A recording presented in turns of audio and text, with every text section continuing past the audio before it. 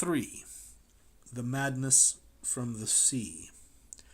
If heaven ever wishes to grant me a boon, it will be a total effacing of the results of a mere chance which fixed my eye on a certain stray piece of shelf paper. It was nothing on which I would naturally have stumbled in the course of my daily round, for it was an old number of an Australian journal, the Sydney Bulletin, for April 18th, 1925. It had escaped even the cutting bureau, which had at the time of its insurance been avidly collecting material for my uncle's research. I had largely given over my inquiries into what Professor Angel called the Cthulhu cult, unquote, and was visiting a learned friend in Paterson, New Jersey, the curator of a local museum and a mineralogist of note. Examining one day the reserved specimens roughly set on the storage shelves in a rear room of the museum, my eye was caught by an odd picture in one of the odd papers spread beneath the stones. My eye was caught by an odd picture in one of the old papers spread beneath the stones. It was the Sydney Bulletin I have mentioned, for my friend had wide affiliations in all conceivable foreign parts, and the picture was a half-tone cut of a hideous stone image almost identical with that which Legras had found in the swamp. Eagerly clearing the sheet of its precious contents, I scanned the item in detail and was disappointed to find it of only moderate length. What it suggested, however, was of portentous significance to my flagging quest, and I carefully tore it out for immediate action. It read as follows: Mystery derelict found at sea. Vigilant arrives with helpless armed New Zealand yacht in tow. One survivor and dead man found aboard. Tale of desperate battle and deaths at sea. Rescued seaman refuses particulars of strange experience. Odd idol found in his possession. Inquiry to follow. The Morrison Company's freighter Vigilant, bound from Valparaiso, arrived this morning at its wharf in Darling Harbor, having in tow the battled and disabled but heavily armed steam yacht Alert of Dunedin, New Zealand, which was sighted April 12th in south latitude 34 degrees, south latitude 34:21, west longitude 152:17.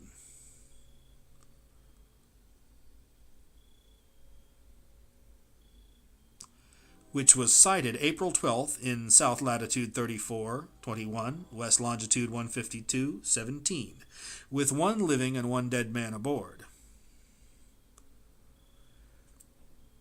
The Vigilant left Valparaiso March 25th, and on April 2nd was driven considerably south of her course by exceptionally heavy storms and monster waves. On April 12th, the derelict was sighted, and though apparently deserted, was found upon boarding to contain one survivor in a half-delirious condition and one man who had evidently been dead for more than a week. The living man was clutching a horrible stone idol of unknown origin, about 1 foot in height, regarding whose nature authorities at Sydney University, the Royal Society, and the Museum in College Street all profess complete bafflement, and which the survivor says he found in the cabin of the yacht in a small carved shrine of common pattern. This man, after recovering his senses, told an exceedingly strange story of piracy and slaughter. He is Gustaf Johansen, a Norwegian of some intelligence, and had been second mate of the two-masted schooner Emma of Auckland, which sailed for Callao February 20th, with a complement of 11 men. The Emma, he says, was delayed and thrown wildly south of her course by the great storm of March 1st, and on March 22nd, in south latitude 49:51, west longitude 128:34, encountered the Alert manned by a queer and evil-looking crew of Kanakas and half-castes. Being ordered peremptorily to turn back, Captain Collins refused, whereupon the strange crew began to fire savagely and without warning upon the schooner with a peculiarly heavy battery of brass cannon forming part of the yacht's equipment.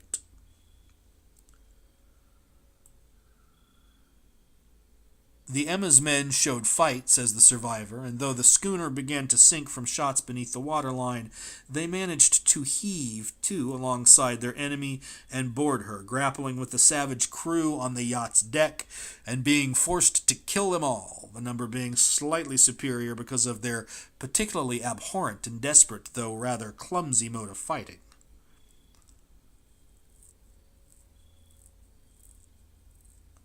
Three of the Emma's men, including Captain Collins and First Mate Green, were killed, and the remaining 8 under Second Mate Johansen proceeded to navigate the captured yacht, going ahead in their original direction to see if any reason for their ordering back had existed.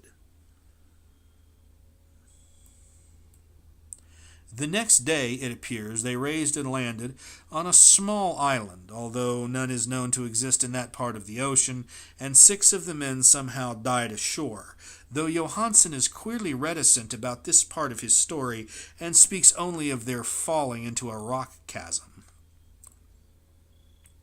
Later, it seems, he and one companion boarded the yacht and tried to manage her, but were beaten about by the storm of April 2nd.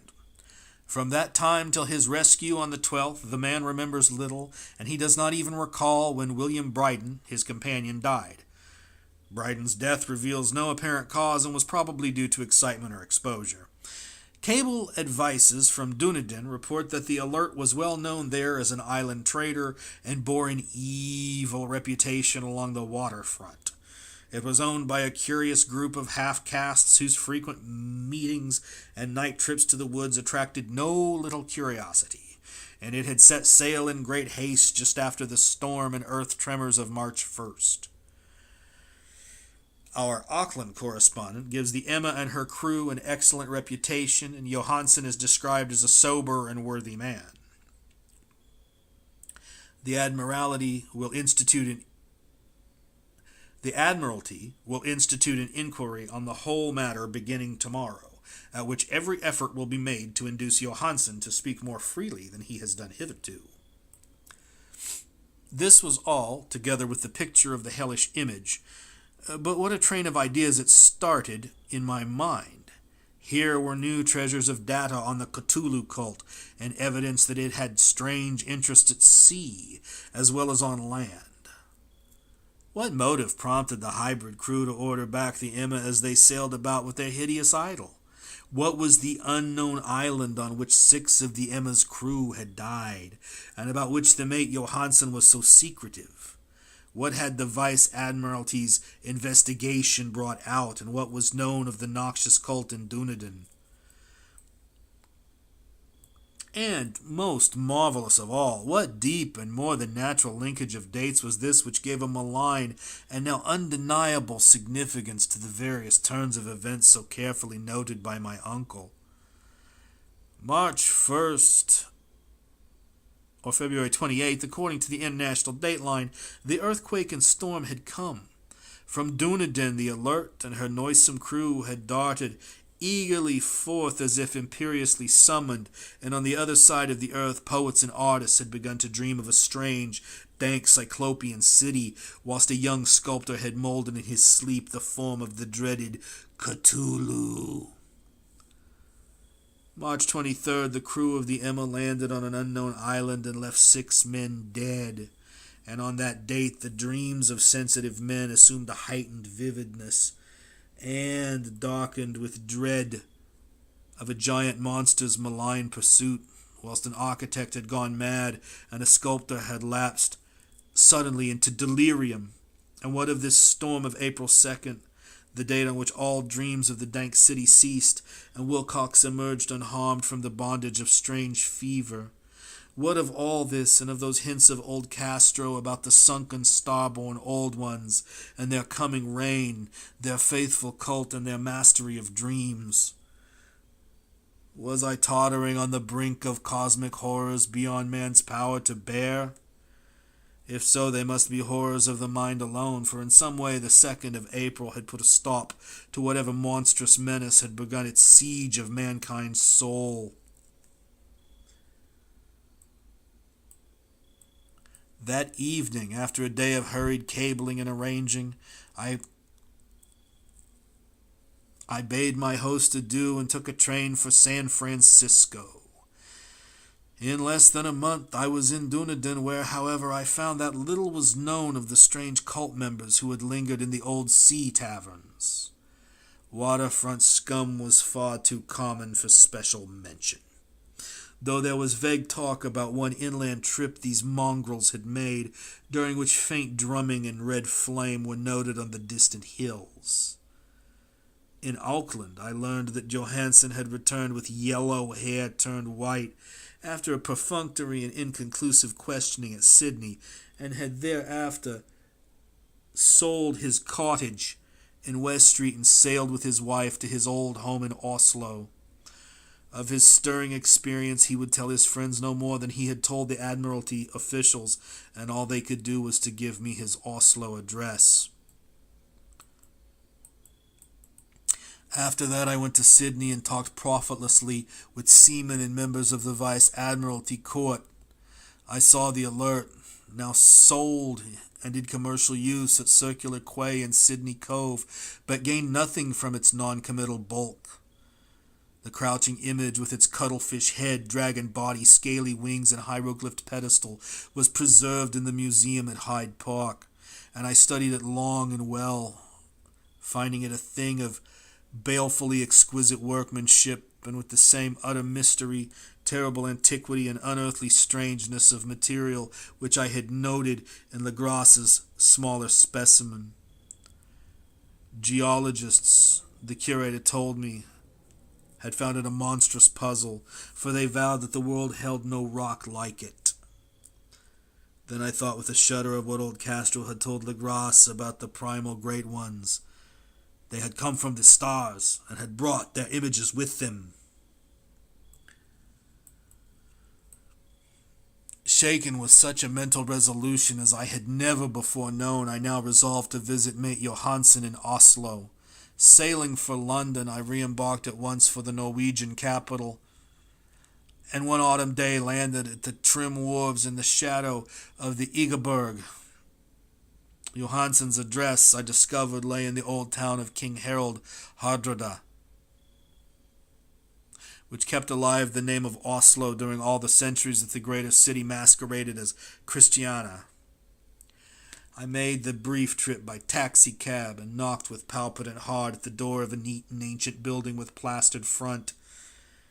A sad-faced woman in black answered my summons, and I was stung with disappointment when she told me in halting English that Gustav Johansen was no more.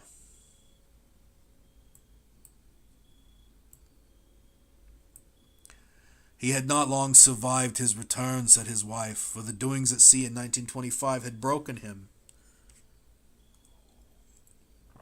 He had told her no more than he told the public, but had left a long manuscript of, quote, technical matters, unquote, as he said, written in English, evidently in order to guard her from the peril of casual perusal. During a walk through a narrow lane near the Gothenburg dock, a bundle of papers falling from an attic window had knocked him down. 2 Lascar sailors at once helped him to his feet, but before the ambulance could reach him, he was dead. Physicians found no adequate cause for the end, and laid it to heart trouble and a weakened condition. I now felt gnawing at my vitals that dark terror which will never leave me till I, too, am at rest, quote, accidentally, unquote, or otherwise. Persuading the widow that my connection with her husband's technical matters was sufficient to entitle me to his manuscript, I bore the document away and began to read it on the London boat. It was a simple, rambling thing, a naive sailor's effort at a post-facto diary, and strove to recall day by day that last awful voyage. I cannot attempt to transcribe it verbatim in all its cloudiness and redundance, but I will tell its gist enough to show why the sound of the water against the vessel's sides became so unendurable to me that I stopped my ears with cotton. Johansen, thank God, did not know quite all, even though he saw the city and the thing, but I shall never sleep calmly again when I think of the horrors that lurk ceaselessly behind life in time and in space, and of those unhallowed blasphemies from elder stars which dream beneath the sea, known and favored by a nightmare cult, ready and eager to loose them upon the world whenever another earthquake shall heave their monstrous stone. City again to the sun and air. Johansen's voyage had begun just as he told it to the Vice-Admiralty. Johansen's voyage had begun just as he told it to the Vice-Admiralty.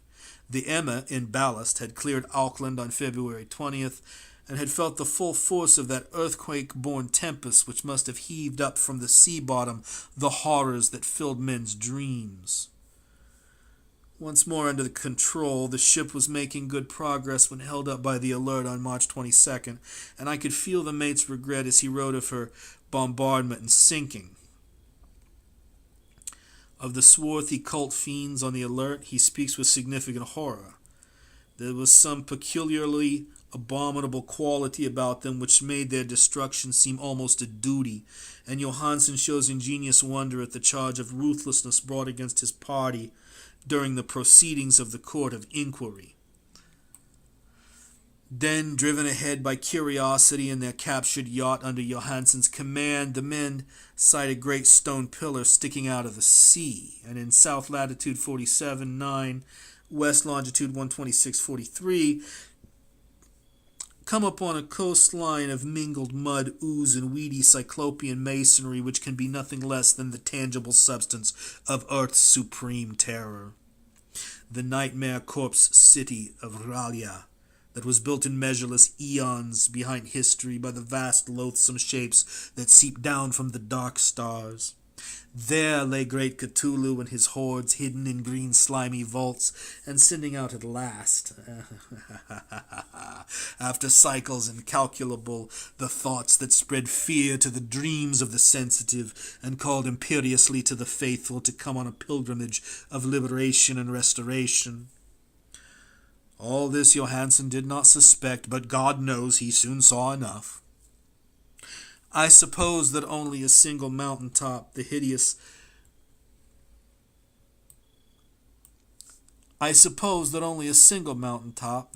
monolith-crowned citadel whereon great Cthulhu was buried actually emerged from the waters. When I think of the extent of all that may be brooding down there, I almost wish to kill myself forthwith. Johansen and his men were awed by the cosmic majesty of this dripping Babylon of elder demons, and must have guessed without guidance that it was nothing of this or of any sane planet. Awe at the unbelievable size of the greenish stone blocks, at the dizzying height of the great carven monolith, and at the stupefying identity of the colossal statues and bas-reliefs with the queer image found in the shrine on the Alert, is poignantly visible in every line of the mate's frightened description. Without knowing what futurism is like, Johansen achieved something very close to it when he spoke of the city. For instead of describing any definite structure or building, he dwells only on broad impressions of vast angles and stone surfaces too great to belong to anything right or proper for this earth, and impious with horrible images and hieroglyphs. I mention his talk about angles because it suggests something Wilcox had told me of his awful dreams. He said that the geometry of the dream place he saw was abnormal, non-Euclidean, and loathsomely redolent of spheres and dimensions apart from ours. Now an unlettered seaman felt the same thing whilst gazing at the terrible reality. Johansen and his men landed at a sloping mud bank on this monstrous acropolis, and clambered slipperily up over tight and oozy blocks which could have been no mortal staircase. The very sun of heaven seemed distorted when viewed through the polarizing miasma welling out from this sea-soaked perversion, and twisted menace and suspense lurked leeringly in those crazily elusive angles of carven rock where a second glance showed concavity after the first showed convexity.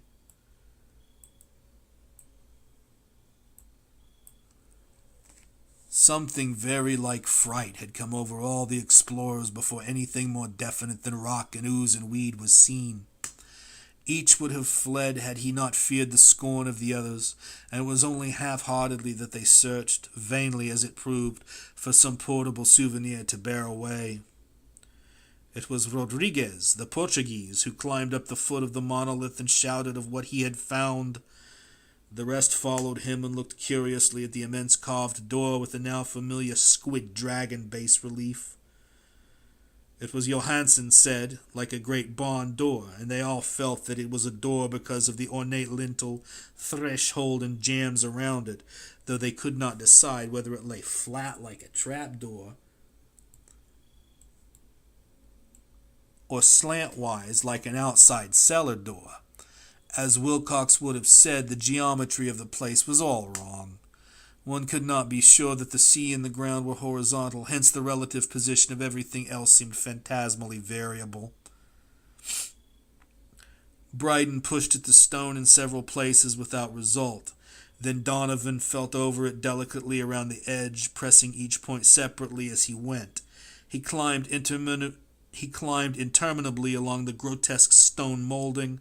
That is, one would call it climbing if the thing was not after all horizontal, and the men wondered how any door in the universe could be so vast.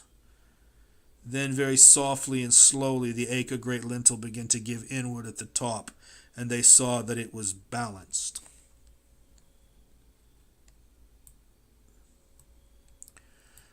Donovan slid or somehow propelled himself down or along the jamb and rejoined his fellows, and everyone watched the queer recession of the monstrously carven portal.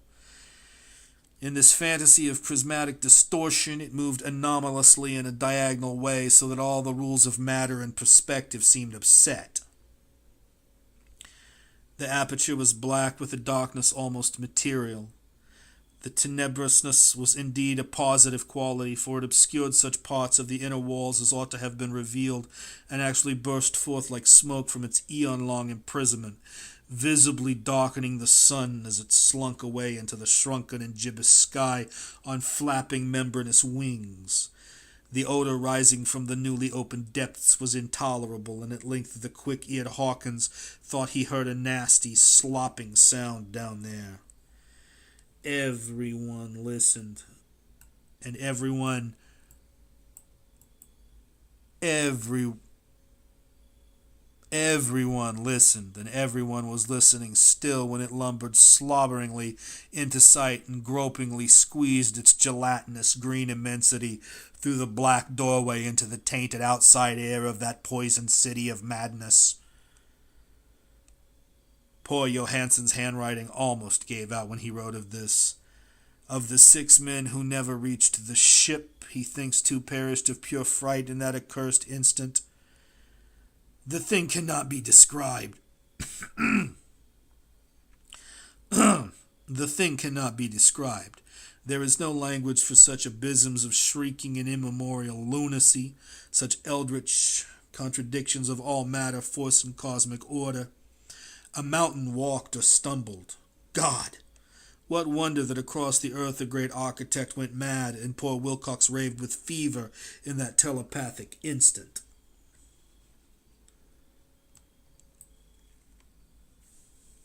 The thing of the idols, the green, sticky spawn of the stars, had awaked to claim his own. The stars were right again, and what an age-old cult had failed to do by design, a band of innocent sailors had done by accident.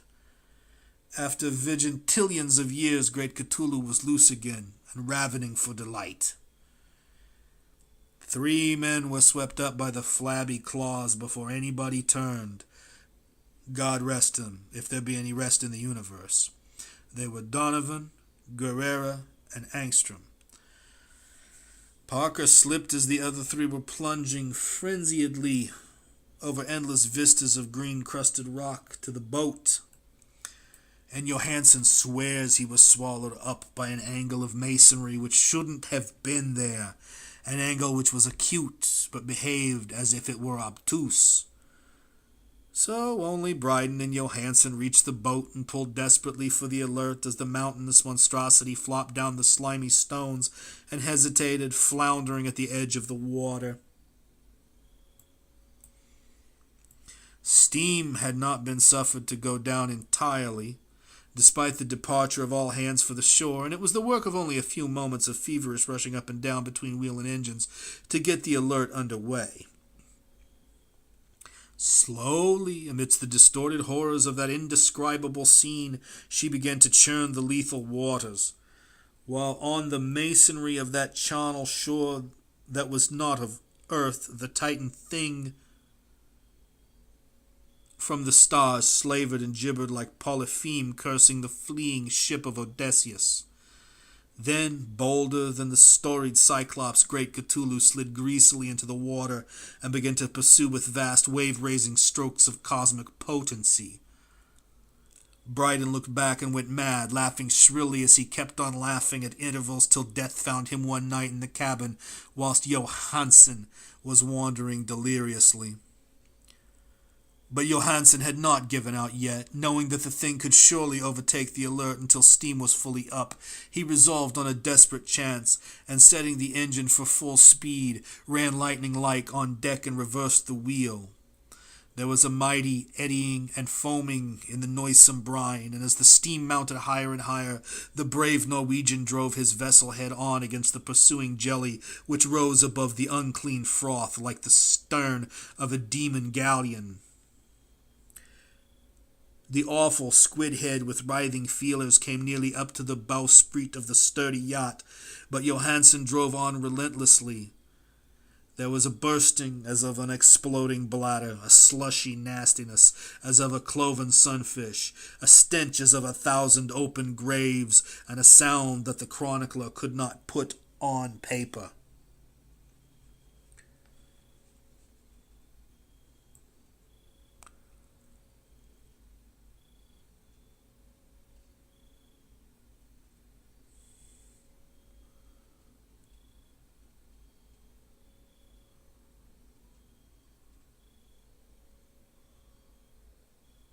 For an instant the ship was befouled by an acrid and blinding green cloud, and then there was only a venomous seething astern, where, God in heaven, the scattered plasticity of that nameless sky spawn was nebulously recombining in its hateful original form, whilst its distance widened every second as the Alert gained impetus from its mounting steam. That was all. After that, Johansen only brooded over the idol in the cabin and attended to a few matters of food for himself and the laughing maniac by his side. He did not try to navigate after the first bold flight, for the reaction had taken something out of his soul. Then came the storm of April 2nd and a gathering of the clouds about his consciousness. There is a sense of spectral whirling through liquid gulfs of infinity, of dizzying rides through reeling universes on a comet's tail, and of hysterical plunges from the pit to the moon and from the moon back again to the pit, all livened by a cachinnating chorus of the distorted, hilarious elder gods and the green, bat-winged, mocking imps of Tartarus. Out of that dream came rescue, the Vigilant, the Vice-Admiralty Court, the streets of Dunedin, and the long voyage back home to the old house by the Egeberg. He could not tell. They would think him mad. He would write of what he knew before death came, but his wife must not guess. Death would be a boon if only it could blot out the memories. That was the document I read, and now I have placed it in the tin box beside the bas relief and the papers of Professor Angel. With it shall go this record of mine, this test of my own sanity, wherein is pieced together that which I hope may never be pieced together again. I have looked upon all that the universe has to hold of horror, and even the skies of spring and the flowers of summer must ever afterward be poison to me. But I do not think my life will be long. As my uncle went, as poor Johansen went, so I shall go. I know too much, and the cult still lives.